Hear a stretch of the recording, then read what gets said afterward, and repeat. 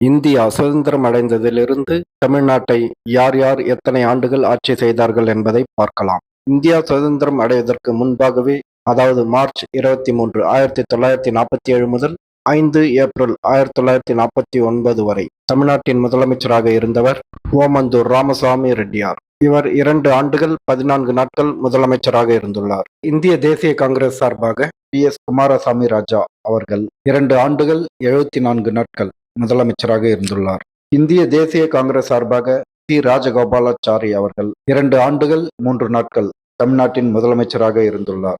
இந்திய தேசிய காங்கிரஸ் சார்பாக காமராஜர் அவர்கள் 9 ஆண்டுகள் 172 நாட்கள் முதலமைச்சராக இருந்துள்ளார். காமராஜர் முதல் முறை பதவியேற்ற நாளிலிருந்து தொடர்ச்சியாக 9 ஆண்டுகள் முதலமைச்சராக இருந்துள்ளார். இந்திய தேசிய காங்கிரஸ் சார்பாக மு பக்தவச்சலம் அவர்கள் 154 நாட்கள் முதலமைச்சராக இருந்துள்ளார். திமுக சார்பாக CN அண்ணாதுரை அவர்கள் 1 வருடம் 334 நாட்கள் தமிழ்நாட்டின் முதலமைச்சராக இருந்துள்ளார். திமுக சார்பாக VR நெடுஞ்செழியன் அவர்கள் 21 நாட்கள் தமிழ்நாட்டின் முதலமைச்சராக இருந்துள்ளார்.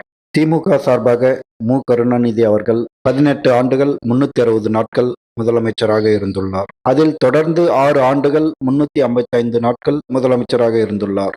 அதிமுக சார்பாக MGR அவர்கள் 10 ஆண்டுகள் 65 நாட்கள் தமிழ்நாட்டின் முதலமைச்சராக இருந்துள்ளார். அதில் தொடர்ச்சியாக 7 ஆண்டுகள் 198 நாட்கள் தமிழ்நாட்டின் முதலமைச்சராக இருந்துள்ளார். அதிமுக சார்பாக VN ஜானகி ராமச்சந்திரன் அவர்கள் 23 நாட்கள் தமிழ்நாட்டின் முதலமைச்சராக இருந்துள்ளார். தமிழ்நாட்டின் முதல் பெண் முதலமைச்சர் என்ற பெருமையும் இவருக்கு உண்டு.